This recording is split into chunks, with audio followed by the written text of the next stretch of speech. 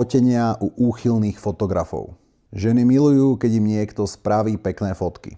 Milujú to tak veľmi, že nemajú problém znepríjemňovať ti každú chvíľu vašu spoločnú dovolenku s prosbami, aby si ich fotil.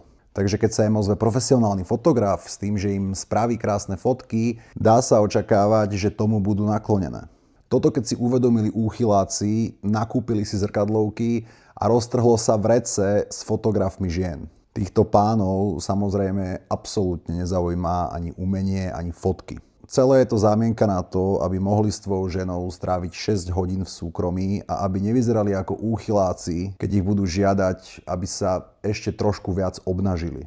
Videl som týchto umelcov na Instagrame už niekoľko, ale jediný, ktorého si teraz vybavím, je Palo Bobek. Keď sa pozriete na niektoré z jeho storiek, tak je vám hneď jasné, že na jeho fotení s tvojou ženou sa žiadne umenie nekoná. Napríklad som presvedčený,